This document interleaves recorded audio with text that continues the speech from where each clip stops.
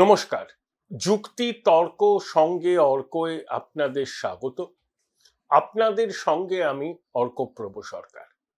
মমতা দিদির একটা সুপ্ত ইচ্ছা আছে। কি সেই ইচ্ছা? যে জ্যোতিবাবু ২৪ বছর একটানা রাজ্যের মুখ্যমন্ত্রী ছিলেন। দিদিমণি চাইছেন সেই রেকর্ডটা ব্রেক করতে। তার এই ইচ্ছা পূরণ হবে কিনা সেটা বলার আমি তো কেউ নেই। জনদেবতা যা রায় দেবেন সেটা সবাইকে মাথা পেতে নিতে হবে। পশ্চিমবঙ্গের জনদেবতা যদি মনে করেন যে তৃণমূল কংগ্রেসকে তারা আরো ২টো টার্ম ক্ষমতায় রাখবেন, কার কি বলার আছে? যদি অবাধ সুষ্ঠু নিরপেক্ষ নির্বাচনের মাধ্যমেই কিন্তু রায়টাকে নিতে হবে। তাহলে মুখ্যমন্ত্রীর কাছে প্রকাশ্যে চ্যালেঞ্জ কারা? অবশ্যই প্রধান বিরোধী দল বিজেপি। বিরোধী দল সবসময় চাইবে শাসককে ডিসলজ করে ক্ষমতায় আসীন হতে। কিন্তু মুখ্যমন্ত্রী বিজেপির চ্যালেঞ্জকে তো তিনি রাজনৈতিকভাবে মোকাবিলা করবেন, কিন্তু ঘরের চ্যালেঞ্জকে কিভাবে মোকাবিলা করবেন? আমরা কিছুদিন আগে পর্যন্ত দিদিমণির সঙ্গে তার এয়ার অ্যাপারেন্টের সম্পর্কের শীতলতা দেখছিলাম, কিন্তু তারপর আস্তে আস্তে সেই শীতলতা অনেকটাই কেটেছে। ছোটবাবু সংগঠনের কাজে মনোনিবেশ করেছেন। আইপ্যাক তাকে বাস্তবে রিপোর্টটা দিচ্ছে, কতটা সেটা সত্যি কতটা জল সেই প্রসঙ্গে আমি আসছি না। এবং বিভিন্ন পুরসভা চেয়ারম্যানকেও পরিবর্তন করা হচ্ছে, ছোটবাবুর নির্দেশেই এটা হচ্ছে, এবং দিদিমণি সম্পূর্ণ এই দায়িত্বটা ছোটবাবুকে দিয়ে দিয়েছেন। ঠিক চলছিল, কিন্তু ছন্দ পতন হয়ে গেছে, তাল কেটে গেছে। কবে হলো ঘটনাটা? এই যে ৪ঠা নভেম্বর আম্বেদকর মূর্তি থেকে পদযাত্রা করে ঠাকুর বাড়ির সামনে গেলেন দিদিমণি, তার পিছন পিছন ছিলেন ছোটবাবু। সেই সভা শেষ করে ছোটবাবু একটা অনুষ্ঠানে গিয়েছিলেন। সেই অনুষ্ঠানের উদ্যোক্তারা হলেন ইয়ং প্রফেশনালস অর্গানাইজেশন নামে একটি সংস্থা। এখানে শিল্পপতিদের পরবর্তী প্রজন্ম, মানে প্রতিষ্ঠিত শিল্পপতিদের এয়ার অ্যাপারেন্টদের একটা সংগঠন। এই সংগঠন অনেক কাজ করে, মতের আদান প্রদান, নেটওয়ার্কিং, রিক্রিয়েশনের পরিকল্পনা, সবকিছু করে। তারা বিভিন্ন বিশিষ্ট মানুষকে আমন্ত্রণ জানান, খোলামেলা আলাপ আলোচনা হয়, কোশ্চেন অ্যান্সার সেশন হয়। তা ছোটবাবুকে তারা আমন্ত্রণ জানিয়েছিলেন, ছোটবাবু সেখানে গিয়েছিলেন। সেখানে তিনি তার ফিটনেস সবার সামনে দেখান, পুশ আপ করেন। ছোটবাবু এখন জিমে অনেকটা কসরত করেন, অনেকটা ঘাম ঝরান, খুব ভালো কথা। এটার মধ্যে তো কোনো অস্বাভাবিকতা নেই, এগুলোকে সমর্থন জানানোই উচিত। ওই আমরা একসময় সেই লাইনটা পড়তাম না, হেলথ ইজ ওয়েলথ। এটা এখন রাজনীতিবিদরা কেন সবাই মোটামুটি মানবার চেষ্টা করেন, তাদের বিজি শিডিউলের মধ্যেও কিছু সময় রাখেন শরীর চর্চার জন্য। ছোটবাবু তার ব্যতিক্রম নয়। সেখানে কোশ্চেন আনসার সেশনে ছোটবাবু মন খুলে তার কথা বলেছেন, এবং তার বক্তব্য শুনে এই ইয়াং প্রফেশনালস, মানে এরা শিল্পপতি সব, তারা যার পর নাই খুশি এবং একই সঙ্গে বিস্মিত। যখন নবীন প্রবীণ দ্বন্দ্ব নিয়ে ছোটবাবুর কাছে জানতে চাওয়া হয়েছে, তখন ছোটবাবু বলেছেন যে এগুলো একটা হয়, সবখানেই হয়, সব সংগঠনেই হয়, সব রাজনৈতিক দলে হয়, কিন্তু যারা ঘাম রক্ত ছড়িয়ে তৃণমূল দলটাকে তৈরি করেছেন, ক্ষমতায় এনেছেন, তাদেরকে অপাংক্তেয় করে রাখাটা বোধহয় ঠিক নয়।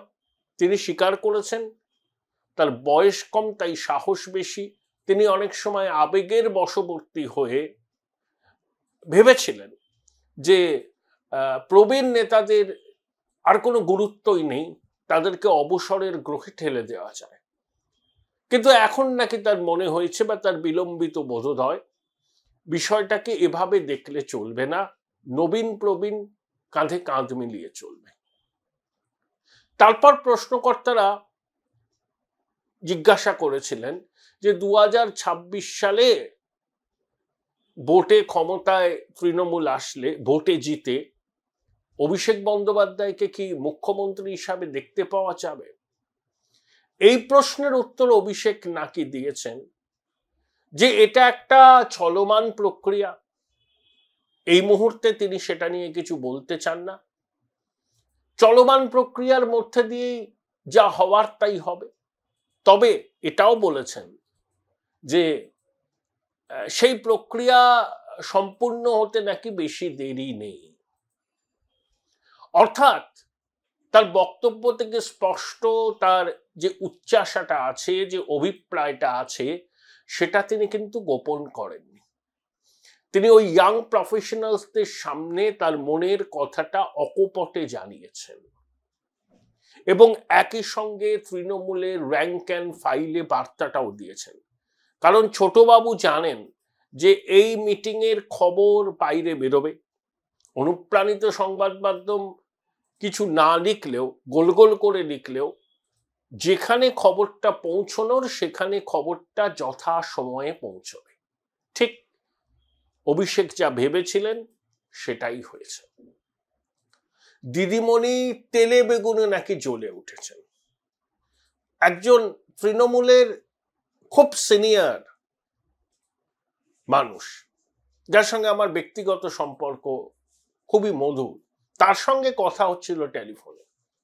তিনি বললেন, দেখো দিদিমণি কিন্তু প্রচন্ড ক্ষুব্ধ। তিনি তার এক ঘনিষ্ঠজনকে বলেছেন যে ওকে ইনভাইট করলো, ও আমাকে না বলে চলে গেল। আরে আমাকে বললে আমি তো কিছু পয়েন্টস দিতাম, সেই পয়েন্টস গুলো তো বলতে পারতো। এরা তো এন্টারপ্রেনার, এরা তো শিল্পপতি, পশ্চিমবঙ্গে কি হচ্ছে সে সম্পর্কে আমার তো সরকারের তথ্য আছে, সেই তথ্য নিয়ে যেতে পারত। সেই নারদ ভদ্রলোকটি তিনি আবার ছোটবাবুকে গিয়ে তার পিসিমণির মনোভাবটা জানিয়েছেন। তখন নাকি ছোটবাবু আমাকে যে সিনিয়র মানুষটি বলেছেন, তিনি কখনো গুজব ছড়ান না। দীর্ঘদিন ধরে আমি তাকে দেখেছি, তিনি মোটামুটি ভিতরে কি হচ্ছে সেটা বলেন, কিন্তু কখনোই তিনি সামনে আসেন না, এটা তার স্বভাবও নয়। তা দিদিমণির এই বার্তা শুনে ছোটবাবু বলেছেন, কেন আমায় সবসময় জানাতে হবে কেন? দিদিমণির থেকে কি আমি শিল্পটা কম বুঝি? সেই বার্তাটা আবার নিয়ে সেই নারদ আবার দিদিমণিকে বলেছেন। দিদিমণি আরো তেলে বেগুনে জ্বলে উঠেছেন, বলে আমি দলের চেয়ারম্যান, আমি মুখ্যমন্ত্রী, কালকা যোগী, সে আমাকে এখন জানাচ্ছেই না কোথায় আমন্ত্রণ এসছে, সেই আমন্ত্রণে আমি গ্রহণ করব কিনা। তা আমাকে বললে আমি কি বারণ করতাম? অভিমান, স্বাভাবিক অভিমান হতেই পারে। যাকে তিনি তার উত্তরাধিকারী হিসাবে গড়ে তুলছেন, সে যদি তাকে অবজ্ঞা করে সেটা কিভাবে মানবেন দিদিমণি? তারপর অভিষেক আবার একটা দ্বিতীয় দফায় নবজোয়ার শুরু করার পরিকল্পনা করেছিলেন না, আমরা দেখেছি সেই পরিকল্পনা। আপাতত সেটা এখন স্থগিত, ওই হিমঘরে চলে গেছে। কারণ দিদিমণি আর এইসব নবজোয়ার অভিষেক করুন এটা এই মুহূর্তে চাইছেন না। অর্থাৎ ছোটবাবু যেটা বলেছেন ইয়াং প্রফেশনালস অর্গানাইজেশনের সভায়, দেখুন এটা কিন্তু মিডিয়ার জন্য উন্মুক্ত ছিল না, কিন্তু খবর আজকাল তো চুইয়ে পড়ে। ছোটবাবু যে ওখানে পুশ আপ করেছিলেন, তার ফিটনেস দেখিয়েছিলেন সমবয়সী সবাই, এবং বিপুল করতালিতে তাকে অভিনন্দন জানানো হয়েছিল তার শারীরিক সক্ষমতা দেখে, তার ফিটনেস দেখে, এই খবরটা বেরিয়েছে। আমি একটা মোটামুটি বিশ্বাসযোগ্য ডিজিটাল মাধ্যমে এই খবরটা দেখেছিলাম। তারপর বাংলা স্পিয়ারে সুমন চট্টোপাধ্যায় এই নিয়ে বিস্তারিত একটা প্রতিবেদন করেছিলেন। কিন্তু এই যে ডেভেলপমেন্টটা আপনাদের বললাম, এই ডেভেলপমেন্টটা কোনো সংবাদপত্রে নেই, কোনো ডিজিটাল মাধ্যমেও নেই। অর্থাৎ যে সম্পর্ক মসৃণভাবে চলছিল, আমি বলি আপাত মসৃণ, সেখানে ছন্দ পতন হয়েছে, দুগ্ধপাত্রে গোচনা পড়ে গেছে। ওই ইয়াং প্রফেশনালস অর্গানাইজেশনের সভায় অভিষেকের যাওয়া দিদিকে না জানিয়ে এবং সেখানে অকপটে নিজের কথা বলার জন্য। দেখুন, দিদিমণির সঙ্গে ইউনুসের একটা অদ্ভুত মিল আছে। কি মিল বলুন তো? ইউনুসও কখনো ক্ষমতা ছাড়তে চান না। একবার যদি পেয়ে যান ক্ষমতা, কিছুতেই ছাড়বেন না। ওই যে গ্রামীণ ব্যাংকের ম্যানেজিং ডিরেক্টরের পদ আঁকড়ে ধরেছিলেন, আদালতের নির্দেশে ছেড়েছেন। দিদিমণি গণতান্ত্রিক পদ্ধতিতে মানুষের আশীর্বাদ দিয়ে নির্বাচিত হয়েছেন টানা 3 বার।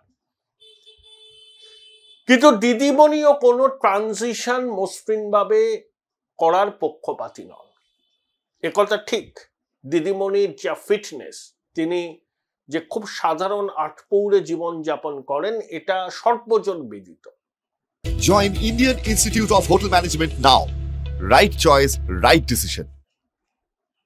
তাই তিনি মনে করছেন যে তিনি এখনো অন্তত 10-12 বছর তো রাজ্য শাসন করতেই পারবেন, রাজ্যপাল সামলাতেই পারবেন, যদি মানুষ আশীর্বাদ করে। এখন এই ট্রানজিশনের প্রশ্নটা আসছে কেন?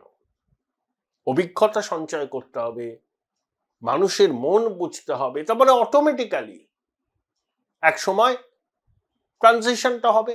কিন্তু এই মুহূর্তে তো দিদিমণি ক্ষমতা ছাড়বেন না। যারা দিদিমণিকে চেনেন, আমার থেকে অনেকে ভালো চেনেন, তারা আমার কথার সঙ্গে সহমত পোষণ করবেন। কোনো অবস্থাতেই দিদিমণি ক্ষমতা কাউকে হস্তান্তর করবেন না, এটা তার মনোভাব। কিন্তু ইয়ার অ্যাপারেন্ট যখন শিল্পপতিদের সবাই গিয়ে বলেন যে ট্রানজিশন একটা স্বাভাবিক প্রক্রিয়া, হবে, সময় মতো হবে, তাতে খুব বেশি অপেক্ষা করতে হবে না। খুব সিগনিফিকেন্ট কথাটা। দেখুন, এর আগেও ছোটবাবুর সঙ্গে দিদিমণির মন কষাকষি হয়েছিল। খবর রটে গেছিল যে ছোটবাবু অজিত পাওয়ার হতে চান, সিন্ধে তিনি হতে পারবেন না। সিন্ধে শিবসেনা ভেঙেছে, তার অনেক মতাদর্শগত কারণ ছিল। শিবসেনা বিজেপির স্বাভাবিক বিদ্রোহ, সেখানে উদ্ধব মুখ্যমন্ত্রী হবেন বলে কংগ্রেস এনসিপির সঙ্গে যোগ দিয়ে দিলেন। এটা শিবসেনার অনেকে মানতে পারেননি। তাই শিবসেনার ভাঙাটাকে আপনি এটা জাস্টিফাই করতে পারেন যে বালা সাহেবের আদর্শকে মেনে নিয়েছে একনাথ, উদ্ধব মানেনি। কিন্তু অজিত পাওয়ার নিছক ক্ষমতার জন্য এনসিপি কে ভেঙেছিল। 7-8 মাস আগে বাজারে এই খবরটা ছিল, খুব কারেন্সি পেয়েছিল যে ছোটবাবু ওনাকে চেষ্টা করছেন এরকম কিছু করা যায় কিনা। কিন্তু তিনি রণেবঙ্গ দেন, কারণ বিধায়কদের খুব সামান্য অংশ তার সঙ্গে ছিলেন। কিন্তু তা বলে কি ছোটবাবু তার উচ্চাশাটাকে একেবারে বাক্সবন্দি করবেন? কেনই বা করবেন? কেনই বা করবেন? দিদিমণির এখানেই ক্ষোভ, হতাশা, যে এত তাড়ার কি আছে। অনেকে বলছেন যে এয়ার অ্যাপারেন্ট তো বলতেই পারতেন। শুনুন, আপনারা এই প্রশ্নটা করেছেন খুব ভালো, অনেকেই এই প্রশ্নটা করেন। আমি একটা উত্তর স্পষ্ট করে দিচ্ছি, তাতে হয়তো এই জল্পনার অবসান হবে। পশ্চিমবঙ্গের মুখ্যমন্ত্রীর কুর্সিটা খালি নেই, আগামী 15 বছরও খালি হবে না। দিদিমণি মুখ্যমন্ত্রী আছেন, 4র্থবারের জন্য শপথ নেবেন এবং 5ম বারের জন্য শপথ নেবেন। আমি তার সৈনিক, তিনি যা বলবেন আমি সেটাই করব। তিনি হলেন ইচ্ছাময়ী তারা, আমি হলাম ভক্তরাম প্রসাদ। ভক্তরাম প্রসাদ যেমন ইচ্ছাময়ী তারাকে বলেছিলেন যেমন চালাও তেমনি চলি, দিদিমণিও যেমন বলবেন আমাকে বা আমাদেরকে, আমরা তেমনই চলবো। আপনারা অযথা এই ধরনের প্রশ্ন করবেন না, এই ধরনের জল্পনাকে উস্কাবেন না। জল ঘোলা করবেন না। পশ্চিমবঙ্গের মুখ্যমন্ত্রীর কুর্সি আগামী 15 বছরের জন্য খালি হবে না। এই কথাটা যদি মমতাদির পক্ষের লোকজন বলছেন, যদি এয়ার অ্যাপারেন্ট দর্তহীন ভাষায় জানিয়ে দিতেন, তাহলে দিদিমণি ক্ষোভ টোপ কিছুই থাকতো না। তিনি ভীষণ রকম আনন্দিত হতেন, আহ্লাদিত হতেন, এবং যে আস্থার ঘাটতিটা চলছে দুজনের মধ্যে, সেই আস্থার ঘাটতিটাও মিটে যেত, কিন্তু সেটা হয়নি। এয়ার অ্যাপারেন্ট খুব সচেতন ভাবে বলেছেন, যা কথা তিনি ইয়াং প্রফেশনাল অর্গানাইজেশনের সবাই বলেছেন, সচেতন ভাবে বলেছেন, কারণ তিনি জানেন অনুপ্রাণিত সংবাদ মাধ্যম খবর না করলেও এই খবর দিদিমণির কানে ঠিক সময় পৌঁছে যাবে, এবং গেছেও। তাহলে দিদিমণি যে ক্ষুব্ধ হবেন, এটা কি ছোটবাবু জানতেন না? জানতেন। জেনে শুনেও তিনি কিন্তু এটা করেছেন বা এই কথাগুলো বলেছেন। অর্থাৎ এর থেকে কি বোঝা যায় বলুন তো? ছোটবাবু একটু ডেসপারেট হয়ে গেছেন, যে সময় চলে যাচ্ছে। আমি 11 সালের 21শে জুলাইয়ের মঞ্চে আমার আগমন হয়েছিল, 15 বছর হয়ে গেল। আমি 3 বারের সাংসদ, এত ভোটে জিতলাম, একটা ললিপপ আমার হাতে দিয়ে বলা হয়েছে তুমি সংসদীয় দলের নেতা। কিন্তু আমি তো সংসদীয় দলের নেতা হতে চাই না, আমি চাই উপমুখ্যমন্ত্রী হতে। দিদিমণি সেটা কিছুতেই দিচ্ছেন না। দিদিমণির একটা বক্তব্য আছে, এয়ার অ্যাপারেন্ট যদি মন্ত্রিসভায় আসতে চান আসতেই পারে, কিন্তু কোনো উপমুখ্যমন্ত্রী নয়। ফিরহাদ হাকিম, অরূপ বিশ্বাসের যে মর্যাদা তার মন্ত্রিসভায়, ওনারও তাই মর্যাদা হবে। ওই সেই হেমবাবুর বিখ্যাত উক্তি, একজন কালীপদ, একজন খালিপদ, বাকি সব ডট ডট ডট ডট। তা ছোটবাবু এটা মানবেন না। তিনি আর অ্যাপারেন্ট, তিনি মন্ত্রিসভায় সামিল হলেন, আরে তার ওজন তো দিদিমণির পরেই থাকবে। তা না হয়ে তিনি যদি ফিরহাদ হাকিম, অরূপ বিশ্বাস, উদয়ন গুহ এদের সমমর্যাদার হন, সেটা ছোটবাবুর পক্ষে হজম করা সম্ভব না। তাই নিজের ক্ষোভ বা হতাশা তিনি ব্যক্ত করেছেন, সচেতনভাবে করেছেন, বার্তাটা দেওয়ার জন্য করেছেন। দিদিমণি যে ক্ষুব্ধ হবেন সেটা জেনেও করেছেন। পরিবার কেন্দ্রিক রাজনৈতিক দলগুলোতে এই সংঘাত অনিবার্য। দেখছেন না বিহারে কি হচ্ছে, মুলায়ম পরিবারেও হয়েছে। এই ঘটনার পুনরাবৃত্তি সব জায়গায় হবে, কারণ একটা রাজনৈতিক দল যদি দল না হয় প্রোপ্রাইটারশিপ কোম্পানি হয়, পরিবারের মধ্যেই সব ক্ষমতা থাকে, একটা বিশেষ অঞ্চলের প্রতিনিধিরাই সরকার চালান, ওই 1-2 কিলোমিটারের মধ্যে। তারা মনে করেন তারা পশ্চিমবঙ্গের জমিদার, তারা সেবক নন। দিদিমণি রুল করছেন, তিনি রুল করতে চেয়েছিলেন, তিনি রুল করছেন। রুল করা আর গভর্ন করা সম্পূর্ণ আলাদা জিনিস। নীতিশ কুমার গভর্ন করতে চান আর দিদিমণি রুল করতে চান, এবং তার এয়ার অ্যাপারেন্টও রুল করতে চান। তাই এই কনফ্লিক্ট অফ ইন্টারেস্ট হচ্ছে, মিটেও যাবে। ভোট বড় বিষম বালাই। ছোটবাবুর হাতে তহবিলে চাবিকাঠি, আইপ্যাককে রোপিন তিনি করে এনেছিলেন। আইপ্যাককে ছাড়া দিদিমণি চলতে পারবেন না, কারণ তার পুরনো সহযোগীরা ঘাড়ে গর্দানে এমন হয়েছেন, এই ঘামে বিজে রোদে পুড়ে নির্বাচনের কাজ করবেন, তারা পারবেনই না, বয়স হয়ে গেছে, সেই মানসিকতাও নেই। তাহলে ভোট যুদ্ধে আইপ্যাককে লাগবে, ছোটবাবুকে লাগবে, দিদিমণিও জানেন। কিন্তু মাঝে মধ্যেই দিদিমণির একটা ভয় আছে। বিজেপির চ্যালেঞ্জ তো প্রতিপক্ষের চ্যালেঞ্জ, কিন্তু ঘরের চ্যালেঞ্জ সেটাকে তিনি কিভাবে মোকাবিলা করবেন। আমি শুরু করেছি প্রতিবেদন কি বলে, দিদিমণির সুপ্ত ইচ্ছা তিনি জ্যোতিবাবুর রেকর্ডটাকে ব্রেক করবেন।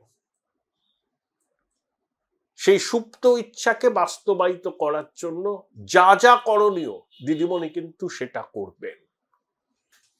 তাই এয়ার অ্যাপারেল যতই খোয়াব দেখুন, এই মুহূর্তে বড় কিছু হওয়ার সম্ভাবনা নেই।